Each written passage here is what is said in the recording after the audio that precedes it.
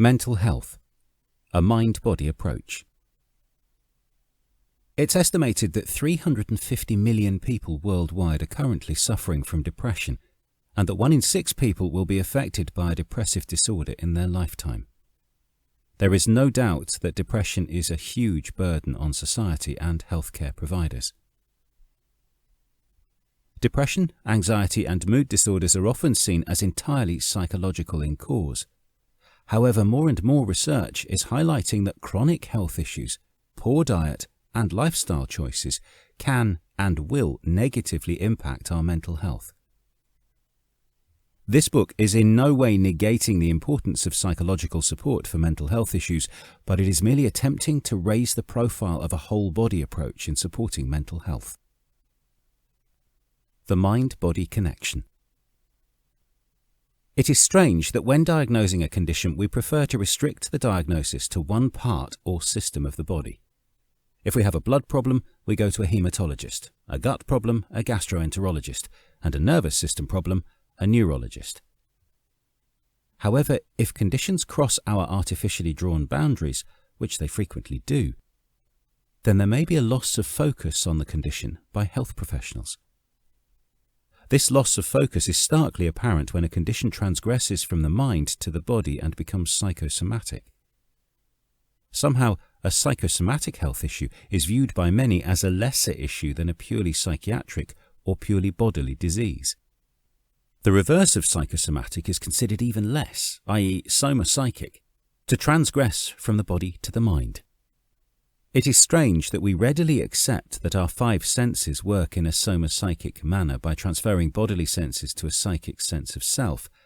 However, we find it harder to accept that the ill health or wellness of our body can also transfer to our mind and sense of self.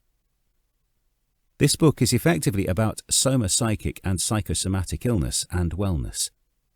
How diet and lifestyle choices will and do translate to mental and physical illness and wellness. The hippocampus. The part of the brain most heavily associated with mental health, memory, emotion, and mood is called the hippocampus. The hippocampus is the name used in biology for seahorses.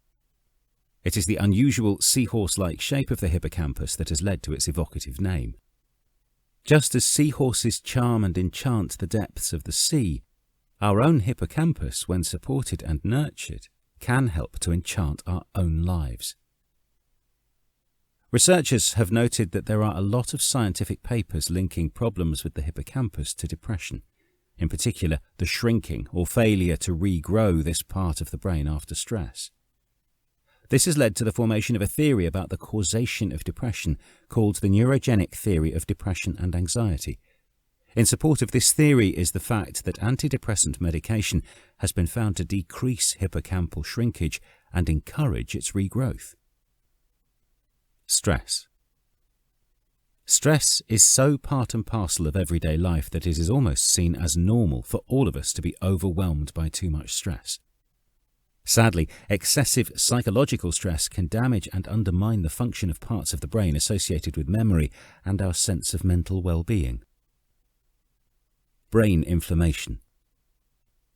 Over the past 10 years, there has been an increasing awareness that there was something else going on with mental health issues beyond a person's individual psyche. An extremely large clue as to what else was going on in mental health issues was found as medicine gained a more comprehensive understanding of brain inflammation. Brain inflammation, an overactive immune system within the brain, has been reported increasingly in depressive disorders.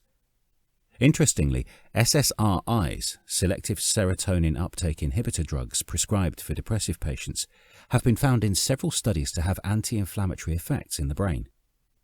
For many years, it has often been thought that people suffering from chronic health conditions were depressed purely due to the debilitating symptoms of the condition itself. We are now reaching an understanding that chronic health conditions and mental health issues both have inflammation as a driving force, simultaneously.